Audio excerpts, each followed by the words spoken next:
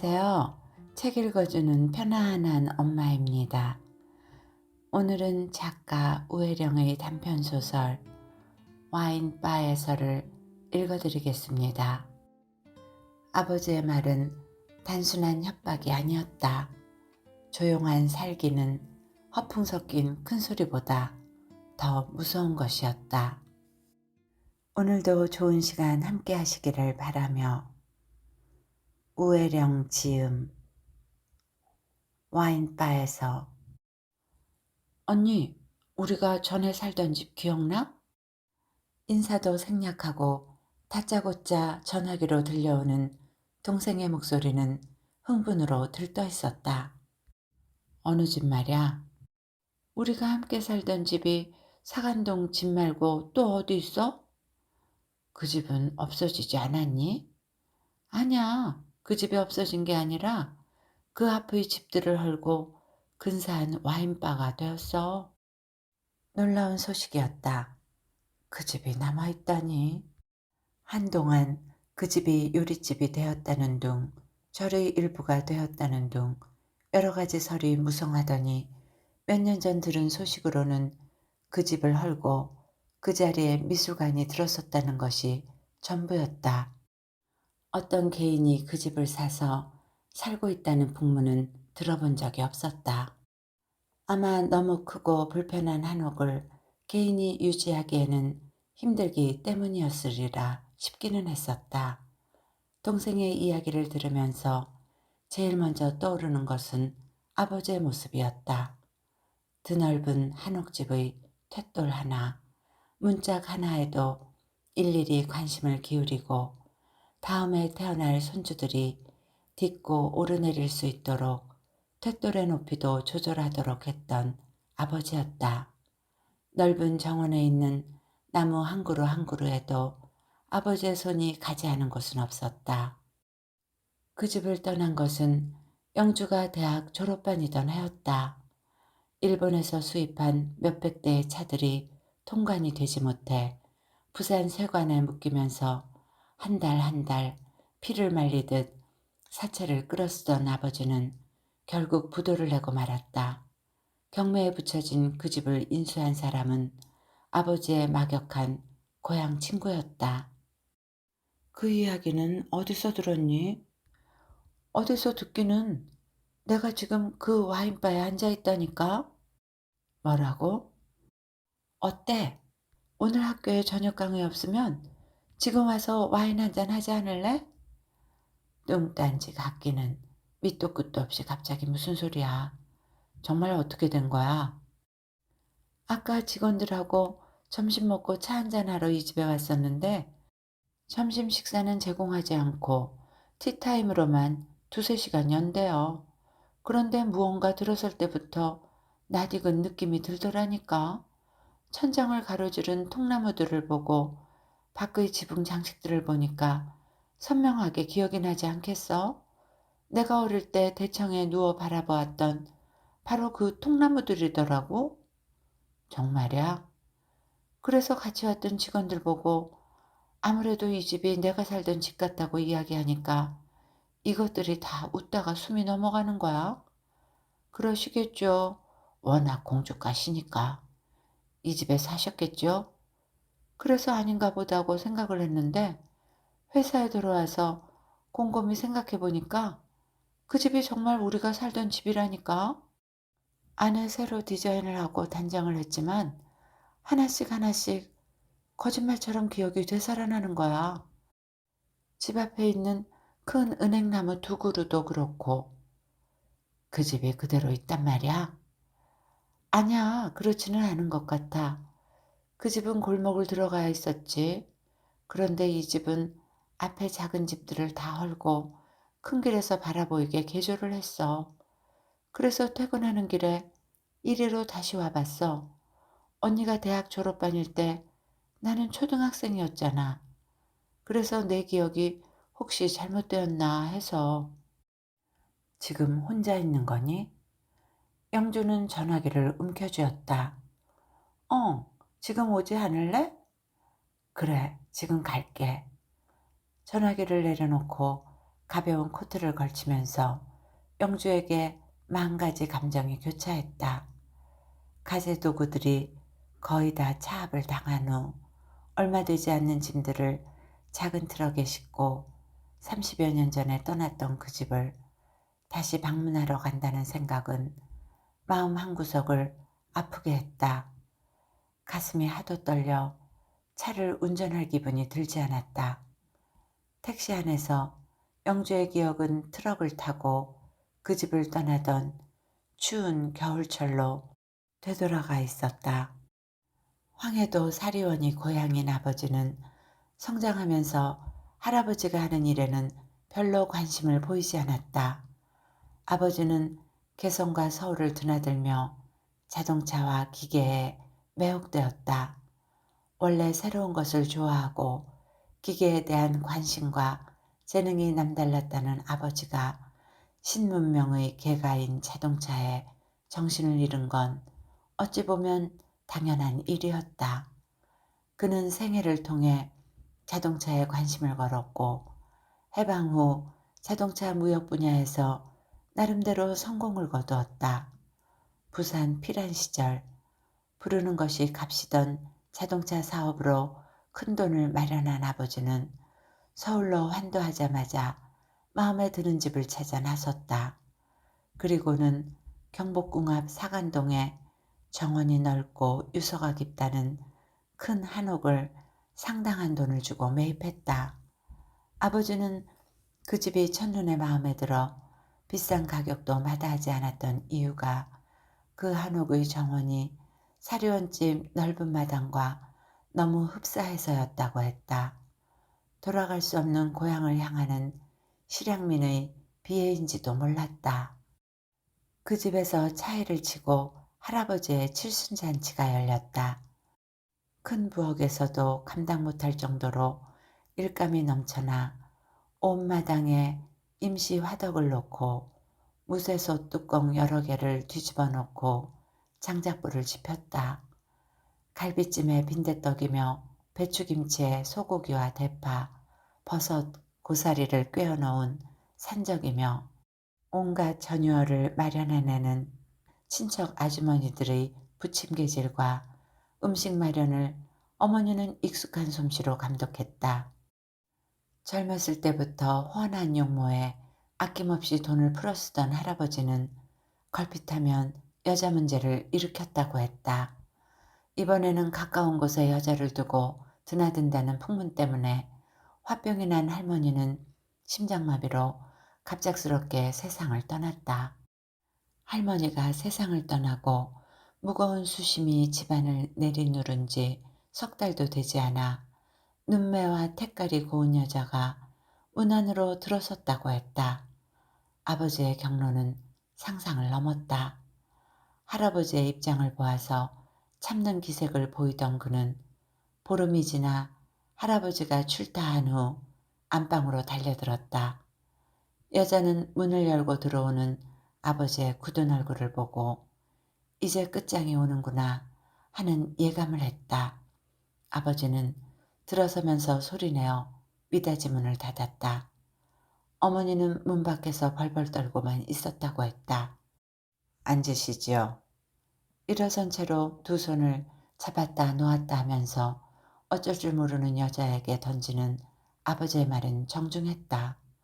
엉겁결에 무릎을 꿇고 앉는 그녀에게 아버지는 예절 바르게 다시 말했다.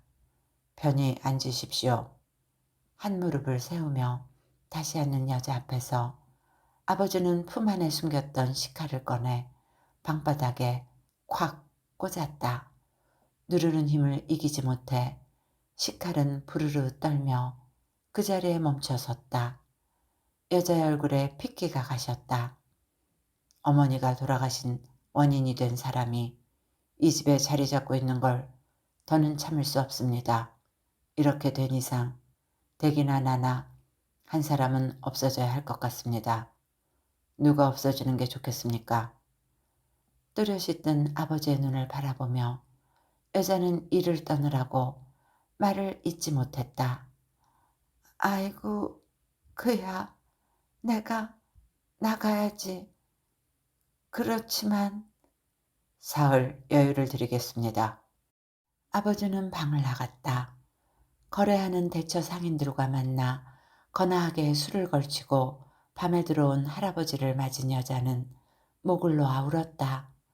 할아버지의 만류도 여자를 잡지 못했다. 온갖 세상 풍파와 여러 남자를 겪어본 그 여자는 알 수 있었다. 아버지의 말은 단순한 협박이 아니었다. 조용한 살기는 허풍 섞인 큰 소리보다 더 무서운 것이었다. 아버지가 그 여자를 식칼을 들고 쫓아보는 이야기를 할 때마다 어머니는 고개를 절레절레 흔들었다. 아버지가 양심이니 정의감이니 따질 때 보면 그 성질이 보통이 아니란다. 나나 하니까 견디지. 웬만큼 마음 약한 여자를 얻었다가는 재물에 나가 떨어졌을 거다.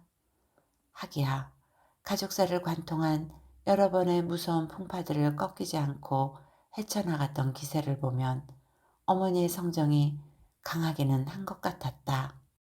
아버지는 현실적인 아들들보다 몽상적인 영주에게 각별한 애착을 보였다. 영주가 어릴 때부터 사준 책들은 대부분 나이에 맞지도 않는 심각한 책들이었다. 그 영향 때문이었는지 영주는 성장하면서 점점 말이 없어지고 학교에 다녀오면 집 밖으로 나가려고 들지 않았다. 오로지 책에만 파묻혀 지내는 영주에 대해 어머니나 오빠들은 걱정을 하기도 했지만 아버지는 염려하지 않았다. 사춘기를 넘는 고비에 영주는 멀리 바닷가에 가서 혼자 살고 싶다고 가출을 하기도 했고 힘들게 들어간 대학이 마음에 들지 않는다고 불쑥 휴학계도 내지 않고 그만두어 버리기도 했다. 겉으로 보기에 온순해 보이는 딸이었지만 말하자면 몇 번 대형 사고를 낸 셈이었다. 집이 경매에 넘어가고 가족들이 흩어질 때 영주가 산골의 학교에 일하러 가겠다고 이야기했을 때 아버지는 처음에 묵묵부답이다가 무겁게 입을 열었다. 가서 마음도 쉬고 책도 많이 읽어라. 그저 인생에 그런 시기도 필요하다고 생각해라. 산골로 떠나던 날 아버지도 영주도 울지 않았다. 어머니와 어린 여동생이 오히려 눈물바람을 했다. 대학을 갓 졸업한 딸을 차도 다니지 않는다는 산골로 보내던 날 밤 아버지는 혼자 많이 우셨다고. 여동생은 편지에 썼다. 아끼던 집도 자식도 알 수 없는 혼미함 속으로 다 떠나간다고 생각하는 회한 때문이었을까? 그 집에 얽힌 수많은 기억들 중에서도 몇몇 일들은 거의 사진으로 찍어 놓은 듯 기억 속에 선명하게 박혀 있다. 방공포로 친척 아저씨가 몇 년씩 살다 나가기도 하고 가난한 친척집 아들들이 자리 잡을 때까지 몇 달씩 터전을 잡고 있기도 했다. 시골에서 살기가 어려울 때라 시골 처녀 두세 명이 집에서 상주하며 식구들과 손님들을 보살폈다. 조기철이 오면 아리벤 황금빛 조기들을 몇백 마리가 넘도록 괴짝으로 사들여 말리고 김장철이면 거의 천포기에 가까운 김장을 해서 마당에 묻기도 했다. 번잡스럽고 시끄러운 집안의 대소사들이 당시에는 지겹기도 했지만 그 모든 일들이 이제는 다 그리움의 흔적으로 영주에게 남아 있었다. 라일락 향기가 공기 속에 스며드는 계절이 되면 라일락 꽃나무 아래 놓인 등의자에 앉아 아버지와 이야기를 나누던 기억이 꿈처럼 아련했다. 모던보이라는 호칭을 젊어서 들었을 정도로 생각이 앞서 있었던 아버지는 기계뿐 아니라 영화며 음악이며 사진, 문학에 관심이 많았다. 아버지는 장편 소설을 쓴 적도 있었다. 그 시대다운 테마였다. 국군 장교와 인민군 간호장교의 사랑 이야기였다. 그런 진부한 이야기를 아무도 읽지 않을 거라고 직선적으로 말해서 아버지를 낙담시킨 데 대해 영주는 나중에야 미안한 느낌이 들었다. 글을 쓰기 시작하면서 자기가 공들여 쓴 글에 대한 비판은 가슴을 그대로 주저앉게 한다는 경험을 해보았기 때문이었다. 이건 해밍웨이의 무기여 자릿거라를 번안해서 그대로 써놓은 소설 같다고 일침을 가하는 딸에게 아버지는 그저 허허 웃기만 했다. 그 소설은 다락 어딘가에 굴러다니다가 그 집을 떠날 때 없어진 것 같았다. 하이눈의 게리 쿠퍼나 워터프런트의 말론 블란도, 역마차의 존 웨인 같은 배우들은 아버지의 우상이었다. 언젠가 여자들은 하나도 나오지 않고 진짜 사나이들만 나오는 멋진 영화를 한 편 감독해보고 싶다는 게 아버지의 꿈이었다. 그러고 보면 애당초 아버지는 사업에 맞지 않는 비현실적 로맨티스트였는지도 몰랐다.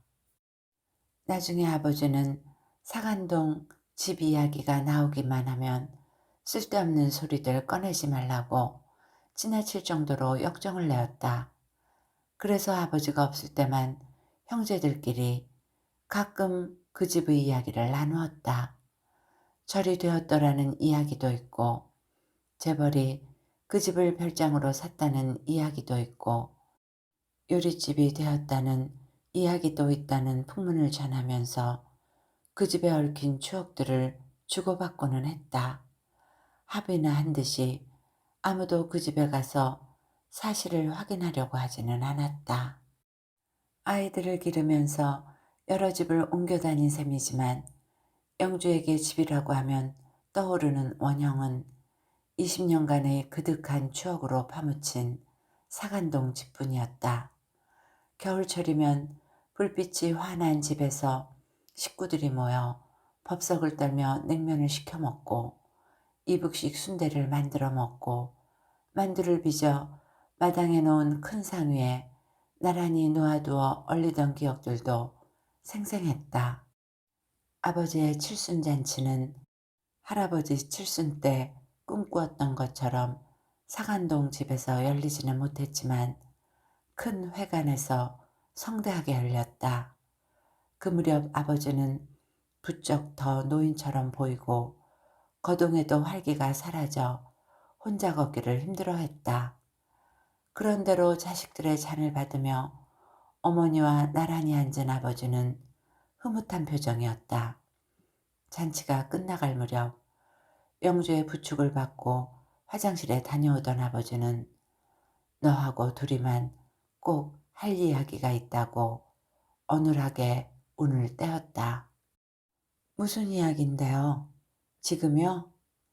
아니야, 지금 말고 언젠가 그 이야기를 네가 글로 남겨주기 바란다. 글은 무슨, 그런데 무슨 이야기인데요? 영주의 질문에 아버지는 고개를 저었다. 간단한 이야기가 아니야. 내가 왜 그 사간동 집 이야기를 그렇게 듣고 싶어 하지 않았는지 너 모르지? 하도 애지중지 가꾸신 집이라 그러셨죠. 그것뿐만이 아니야. 내가 아무에게도 하지 못한 이야기가 있어. 그 이야기를 언젠가 너한테 꼭. 영주는 그 말을 별로 대수롭지 않게 들었다. 아마 사업에 실패해서 식구들에게 어려운 일을 겪게 한 일이 미안하다는 이야기려니만 여겼다. 칠순 잔치가 끝나고 얼마 지나지 않아 아버지는 갑자기 쓰러졌다. 응급실에 옮겨서 응급조치를 한 다음 의식을 되찾기는 했지만 여러 가지 검사 끝에 뇌 수술을 해야만 한다는 의사의 통고를 받았다. 뇌의 한쪽에 혈액순환이 잘 안 되고 있어 너무 위험 부담이 크기 때문에 서둘러 수술할 수밖에 없다는 것이었다. 수술 이틀 전에 아버지는 영주만 밤에 좀 남아있으라고 당부했다. 병원에서 일해본 경험이 있는 영주를 믿는 거려니 하고 다른 식구들은 일단 집으로 돌아갔다. 병원에서 나오는 저녁 식사를 마친 후 침대의 머릿부분을 좀 올려서 편하게 침대에 기대앉은 자세가 된 아버지는 정색을 하고 말문을 열었다. 내가 너한테 용서를 빌 일이 있다. 아버지, 무슨 그런 말씀을, 그럴 일이 뭐가 있으세요? 영주는 아버지의 의중을 헤아리기 어려웠다. 큰 오빠가 결혼하기 전에 내가 너한테 너무 잘못한 일이 있지 않니? 영주는 슬며시 웃음이 나왔다. 아버지, 무슨 이야기인가 했네요. 그때는 오히려 제가 속을 많이 썩여드린 것 같아요. 아니야. 지금도 그 생각을 하면 가슴이 답답해. 아버지가 오래전 그 이야기를 직접 꺼낸 것은 처음이었다. 그 집에서 살 때 집안의 재력은 상승곡선을 달리고 있었고 오빠를 겨냥해 쏟아져 들어오는 혼담 중에서 가장 미모가 출중한 여자가 며느리감으로 뽑혔다. 정원에 온갖 꽃이 만발하던 5월 어느 날 대학생이던 영주와 동갑이던 약혼녀가 처음으로 집에 나타났다. 꽃들이 숨을 죽일 정도의 미모였다. 그녀에 대한 아버지의 애착은 오빠를 앞지를 지경이었다. 스스럼 없이 잘 웃고 사는 것이 즐거워 보이기만 하던 그 여자는 온 식구들의 마음을 사로잡았다. 어두운 빛깔의 옷을 입고 자신 없어 하며 뒤로 숨으려고 만드는 영주는 그 여자와 빛과 그림자처럼 대비를 이루었다. 화창한 일요일에 여러 집 사람들이 어울려 함께 피크닉을 떠나기로 되어 있던 날, 책을 읽으며 방에 틀어박혀 있던 영주는 동생에게 몸이 아파 못 간다고 아버지한테 전해달라고 했다. 밖에서 차에 타고 기다리던 아버지는 집 안으로 되돌아와 안방으로 들어가더니 큰 소리로 영주를 불렀다. 영주는 망설이다가 안방으로 건너갔다. 피크닉에 어울리는 옷도 없고 그런 모임은 너무 어색해서 가고 싶지 않다고 말할 생각이었다. 그러나 문을 열고 들어선 영주가 입을 열기도 전에 날아들었던 것은 커다란 노스의 잿더리였다. 잿더리는 영주가 들어서는 바로 곁의 창호지 문짝의 문창살 몇 개를 부수면서 대청마루로 떨어졌다. 안색이 하얗게 질려 그대로 서 있는 영주에게 아버지는 대체 무슨 생각으로 그렇게 속을 썩이는지 대답을 해보라고 다그쳤다. 공부를 잘하거나 책을 좀 읽었다고 해서 그렇게 교만하게 다른 사람들을 깔보고 제멋대로 행동해도 되는 거냐고 아버지는 무섭게 질책했다. 그때 영주는 한마디도 변명하지 않았다. 영주의 눈에 눈물이 핑 돌았다. 당시의 쓸쓸하던 기억이 되살아났다. 아버지, 그게 언제적 일인데 아직도 그 일을 기억하고 계세요? 그 일이 얼마나 마음에 걸려 있었는지 너는 모를 거다. 그렇게 진심으로 나를 대해주던 너한테. 저는 다 잊었어요. 오히려 제가 자랄 때 참 이해하기 힘들고 마음에 들지 않는 아이였겠다는 생각도 들어요. 정말 나를 용서해 주겠니? 아버지도 참 딸이고 아들이고 걸핏하면 두들겨 패는 부모가 얼마나 많은데요. 용서는 무슨. 그거하고는 다르지. 그때 네가 얼마나 혼자서 힘들었을까 하는 생각을 많이 했다. 영주는 아무 소리 하지 않고 두 손으로 아버지의 오른쪽 손을 가만히 잡았다. 아버지는 한동안 침묵하고 있다가 말을 꺼냈다. 그리고 그 집에 관해 너한테 꼭 들려줄 이야기가 있다. 자존심 강한 아버지는 경매가 들어오기 전에 한 번만 더 고향 친구인 김 사장에게 가서 사정해보라는 어머니의 말을 무시했다. 생명의 은인이나 다름없는 아버지를 그렇게 대할 수가 있느냐고 어머니가 다그치기도 했지만 아버지는 버럭 화를 내며 다시는 더 그런 이야기를 하지 말라고 소리쳤다. 경매에 밀려 집을 떠나기 몇 달 전 천지를 뒤흔들 듯 폭우가 쏟아지는 오전에 급한 전화를 받고 불려나갔던 아버지는 2, 3일 동안 집에 돌아오지 못했다. 어렴풋이 어머니와 전화하는 내용을 듣고 짐작해보기에 김 사장의 아들이 큰 교통사고를 냈다는 것 같았다. 사흘 후 집에 돌아온 아버지는 그 일에 대해서 입을 열지 않았다.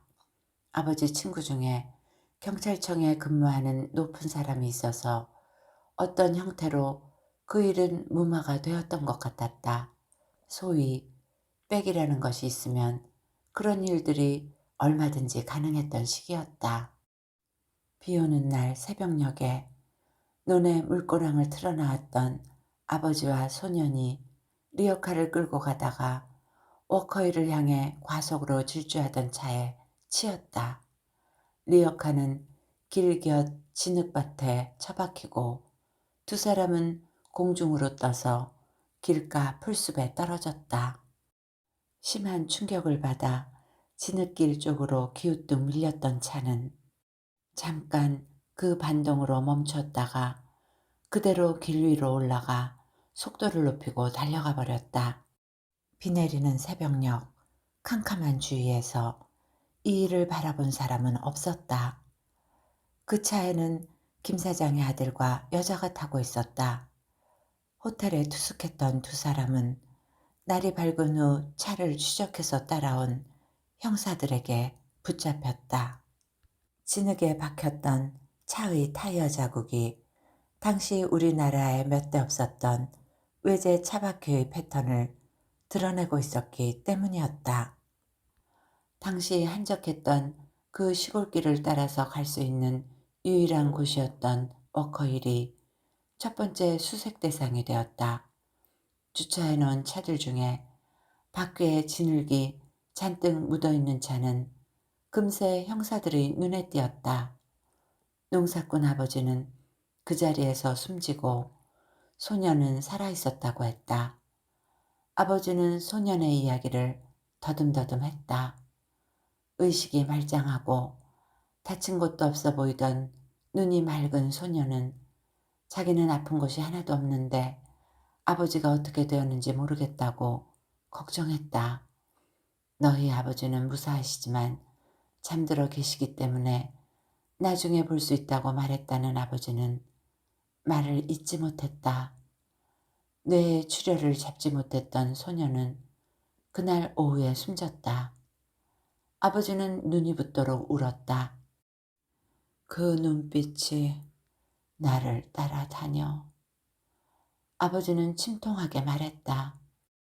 발견되었을 때는 벌써 몇 시간이 지나서 사고가 나고 즉시 병원에 데리고 갔더라면 아들은 살릴 수도 있었을 텐데. 당시에도 무언가 이상한 생각이 들기는 했었다. 그러나 무슨 일이 일어나서 어떻게 무마가 되었는지에 대해 확실한 것은 알 수 없었다. 아버지도 이야기하지 않았고 영주도 묻지 않았다. 실제로 일어났던 일의 진상을 들으면서 영주는 목소리가 떨려 나왔다. 그렇다면 아버지, 엄밀하게 말해서 그 사람은 살인자 아니에요? 그런 사람이 무사해지도록 그렇게 동분서주하신 거예요? 그 사람이 처벌받는다고 죽은 사람이 살아 돌아오는 것은 아니라고 생각했다. 그런 이야기가 어딨어요. 그런 사람은 처벌을 받아야 해요. 여자하고 놀러 가는 길이었다면서요. 정신 나가게 술에 취해 있었다면서요. 살아보려고 밤중에 길을 나선 아버지하고 아이를 차로 치고 그대로 호텔로 갔다면서요. 너무 주위가 어두웠고 그 사람들도 차가 다니는 차도로 그냥 지나가고 있었기 때문에 영주는 본 적도 없는 남자에 대한 분노가 치밀어 오르는 것을 지그시 눌렀다. 그럴 이유가 없다고 생각해서였다. 아버지, 이제 와서 제가 몰라도 좋은 이런 이야기를 하시는 이유가 뭐예요? 아버지는 금세 대답하지 않았다. 나는 죽기 전에 그 이야기를 너한테는 하고 싶었어. 아무것도 모르는 순박한 사람들을 돈으로 회유해서 뺑소니가 아닌 단순 교통사고로 처리해버린 그 일이 그렇게 마음에 무거웠다. 그뿐만 아니라 한참 말문을 닫았던 아버지가 천천히 입을 열었다. 그 집에서 아들과 네 혼담을 추진시켜보지 않겠냐는 권유를 받고는 내심 지푸라기라도 붙잡듯이 그렇게 되기를 바라는 마음도 있었어. 말이 되는 이야기냐. 너를 그렇게 잘 아는 내가 그런 집에서 꺼내는 이야기를 뿌리치지 않고 너한테 의중을 물어보기까지 했으니까. 그러고 보니 언젠가 그 뒤숭숭한 와중에 한번 선을 보고 싶은 마음은 없냐고 아버지가 말한 적이 있었다. 어떤 집이라는 이야기는 물론 없었지만 그런 일을 강요하면 집을 나가서 따로 살겠다고 딱 부러지게 이야기하는 영주를 보며 아버지가 오히려 안도하는 모습으로 더 말을 꺼내지 않았던 기억이 났다. 아, 그때 그러면? 영주는 마음을 추스르기 위해 한동안 침묵을 지켰다. 어쨌든 수술을 앞둔 아버지를 생각하면 흥분해서는 안 될 일이라고 생각했다. 영주는 조용한 어조로 입을 열었다. 아버지, 이제 다 지나간 일이에요. 뭐 그런 상황에 달리 어떻게 하셨겠어요? 내가 마음에 걸리는 건 이번 일만 도와주면 사간동 집은 지켜주겠다는 언지를 받았었거든. 그리고 이어서 네 이야기도 내가 집에 대한 애착이 너무 커서 마음의 죄를 너무 많이 지었구나. 옳은 일이 아니었는데 비겁하게 그렇게 살고 싶어 하던 아이의 눈빛이 문득문득 떠오르면서도 아버지가 그 집 이야기를 하고 싶어 하지 않는 이유를 집에 대한 마음 아픈 기억 때문이라고 생각했던 영주였다. 그런 일들이 배후에 있었다는 것은 금시초문이었다. 아버지, 큰 수술을 앞두셨잖아요. 그런저런 일들은 그만 잊으세요. 그 정도의 타협이나 죄를 짓지 않고 살아가는 사람들은 드물 거예요. 한동안 병실에 침묵이 흘렀다. 저야말로 용서를 빌어야 할 부분이 많아요. 사춘기 때는 가출을 하고 대학에 들어가서는 멋대로 학교를 그만둬 버리고 그런 일들은 아무것도 아니야. 나는 내가 이루지 못한 꿈을 너한테서 이루고 싶었다. 그렇게 어려운 책들을 네가 읽는 걸 내가 얼마나 대견해 했는데. 영주는 아버지를 달래듯 웃음기 머금은 어조로 말했다. 아버지, 우리가 지금 몇십 년에 걸쳐서 할 이야기를 하룻밤에 다 몰아서 하고 있는 거 아세요? 아버지는 웃지 않았다. 어쩐지 수술 받으면 깨어나지 못할 것만 같아서 그래. 하고 싶던 이야기를 해서 이제 마음이 편하다. 겨우 그런 이야기를 하지 못해 그렇게 괴로워하셨어요? 저는 어디 감춰둔 유산이 있다거나 상한동 집을 다시 살 돈이 인왕산 바위 밑에 있다거나 그런 이야기를 하실 줄 알았는데 농담으로 넘길 이야기가 아니라는 걸 너도 잘 알고 있지 않니? 아버지의 여조는 침통했다. 그렇게 부잣집 혼담이었다면 저한테 말이라도 건네보시지 그러셨어요. 딱지 맞더라도 부잣집하고 선이라는 걸 한번 봤어야 하는 건데. 농담 섞인 어조로 다시 분위기를 추스르려는 영주에게 아버지는 대꾸하지 않았다. 아버지, 수술해서 다 나으시면 우리 같이 그 사간동 집에 가요. 그 집 뜰이나 대청마루에 한나절 앉아서 놀면서 엉킨 감정을 다 풀고 나오도록 해요. 그 집이 지금 요리집이 되어 있다는 게 사실이냐? 그렇다면야 더 좋죠. 돈을 뿌리면서 그 집에 가서 한번 큰 상을 받고 살풀이를 하자고요. 그래, 그러자꾸나. 아버지는 어느새 마음이 편안해진 모양이었다. 이제 너한테 이야기를 하고 나니까 마음이 가벼워져서 편하게 잠이 올 것 같다는 이야기를 두세 번 되풀이하다가 아버지는 잠이 들었다. 병상 곁의 보조의자에 누워 영주는 잠들지 못했다. 사고를 냈던 당사자도 아버지처럼 마음속에 회한을 지니고 속죄하는 마음으로 살아가고 있을까? 아니면 다 잊어버리고 기억조차 하지 못하면서 살아가고 있을까? 하기야, 인류의 대부분이 조용히 절망의 삶을 살아가고 있다는 헨리 소로의 말이 사실은 사람들에게 가장 맞는 이야기인지도 몰랐다. 다른 사람 같으면 작은 부분일 수도 있는 일을 그토록 크게 기억하는 아버지. 고달픈 70여 년의 삶이 아버지에게 준 것은 대체 무엇일까? 가슴속에 칼날처럼 회한을 새겨놓은 것들이 의외로 상상도 못했던 일일 수 있다는 사실이 새삼 놀라웠다. 이틀 후 뇌수술을 받은 아버지는 다시 깨어나지 못했다. 영주는 세로로 반만 창호지를 바른 정갈한 유리문 밖을 내다보았다. 그래, 저만치에 커다란 라일락 꽃나무 두 그루가 서 있었지.